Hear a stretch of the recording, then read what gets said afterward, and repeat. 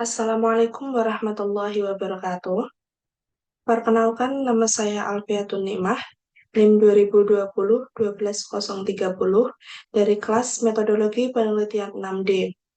Di sini saya akan mempresentasikan mengenai proposal penelitian saya yang berjudul Pengaruh Penerapan Sistem E-Filing, Penerapan Sistem E-Filing, Kebijakan Insentif Pajak, Kualitas Pelayanan Pajak, terhadap kepatuhan wajib pajak pribadi di Kantor Perpajakan Kabupaten Jepara.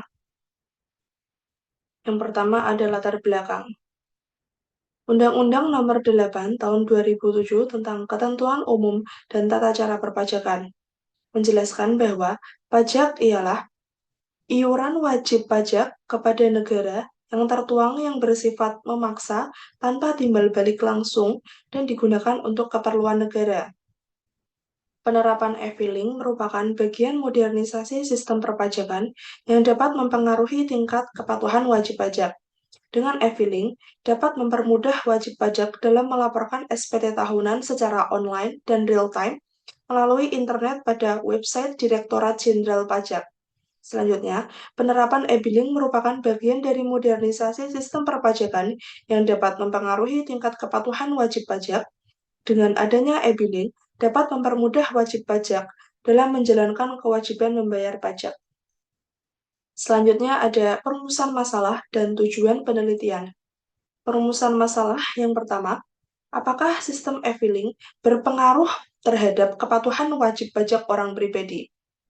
Yang kedua, apakah sistem e-billing berpengaruh terhadap kepatuhan wajib pajak orang pribadi? Yang ketiga, apakah kebijakan insentif pajak berpengaruh terhadap kepatuhan wajib pajak orang pribadi? Dan yang terakhir, apakah kualitas pelayanan pajak berpengaruh terhadap kepatuhan wajib pajak orang pribadi? Selanjutnya, tujuan penelitian. Untuk yang pertama, untuk menguji dan menganalisis apakah sistem e-filing berpengaruh terhadap kepatuhan wajib pajak orang pribadi. Yang kedua, untuk menguji dan menganalisis apakah sistem e-billing berpengaruh terhadap kepatuhan wajib pajak orang pribadi. Yang ketiga, untuk menguji dan menganalisis apakah kebijakan insentif pajak berpengaruh terhadap kepatuhan wajib pajak orang pribadi. Dan yang terakhir, untuk menguji dan menganalisis apakah kualitas pelayanan pajak berpengaruh terhadap kepatuhan wajib pajak orang pribadi. Selanjutnya ada landasan teori. Teknologi Acceptance Model atau TAM merupakan suatu model yang digunakan untuk menganalisis dan memahami faktor-faktor yang mempengaruhi diterimanya teknologi komputer. Berdasarkan teori yang digunakan pada penelitian ini, yaitu Teknologi Acceptance Model atau TAM, menyatakan bahwa TAM merupakan model yang digunakan untuk menganalisis dan memahami faktor-faktor yang mempengaruhi diterimanya teknologi komputer. E-filing merupakan bagian dari modernisasi sistem perpajakan yang mampu mempengaruhi tingkat kepatuhan wajib pajak. Teknologi acceptance model diharapkan dapat menjelaskan bagaimana penggunaan sistem e-filing dapat mempengaruhi wajib pajak dalam hal pelaporan perpajakan. Selanjutnya ada kerangka pemikiran teoritis. Yang pertama, di sini ada penerapan sistem e-filing atau X1 berpengaruh positif terhadap kepatuhan wajib pajak pribadi atau Y. Yang kedua, ada penerapan sistem e-billing atau X2 berpengaruh positif terhadap kepatuhan wajib pajak orang pribadi atau Y. Selanjutnya, yang ketiga ada kebijakan insentif pajak atau X3 berpengaruh positif terhadap kepatuhan wajib pajak pribadi atau Y. Dan yang terakhir ada kualitas pelayanan pajak atau X4 berpengaruh positif terhadap kepatuhan wajib pajak pribadi atau Y. Selanjutnya ada metode penelitian. Jenis penelitian yang digunakan yaitu penelitian kuantitatif. Untuk jenis datanya merupakan jenis data primer. Pengumpulan data yang digunakan adalah dengan metode kuesioner. Untuk pengolahan datanya menggunakan sistem SPSS.